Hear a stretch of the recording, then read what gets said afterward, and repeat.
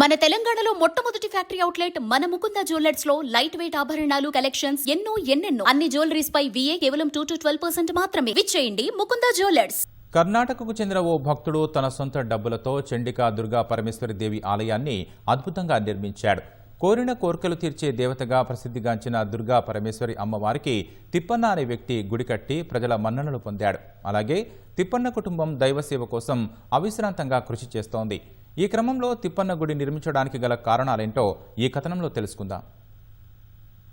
దావణగెరే తాలూకాలోని 1300 ఏళ్ల క్రితం అగ్రహారంగా ఉన్న లోకికెరే గ్రామానికి చెందిన తిప్పన్న అనే భక్తుడు చండికా దుర్గా పరమేశ్వరి దేవి ఆలయాన్ని నిర్మించాడు. ఈ గుడిలో అర్ధనారీశ్వరుడు, చండికా దుర్గా పరమేశ్వరి దేవి, లక్ష్మీ వెంకటేశ్వర స్వామి దేవుళ్ల విగ్రహాలు ఉన్నాయి.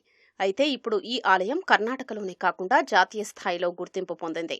ఎందుకంటే లోకికెరే వెలిసిన శ్రీ క్షేత్ర త్రికూటాచల దుర్గా పరమేశ్వరి మాతను కోరికలు తీర్చే దేవతగా భావిస్తారు. అక్కడ మొక్కులు తీరిస్తే తాము అనుకున్నది నెరవేరుతుందని భక్తుల ప్రగాఢ విశ్వాసం. కష్టాలతో వచ్చే భక్తుల్ని ఈ దేవత రక్షిస్తుందని నమ్మకం.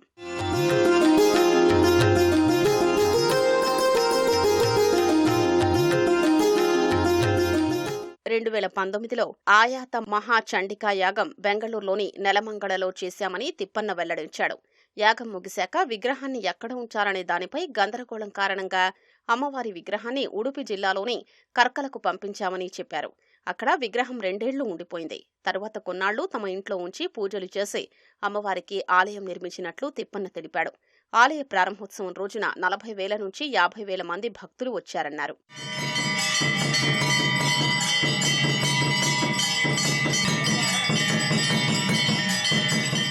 దుర్గా పరమేశ్వరి ఆలయం ప్రాచుర్యం పొందడానికి ప్రధాన కారణం అక్కడ అమ్మవారికి నైవేద్యాలు సమర్పించే ఆచారం.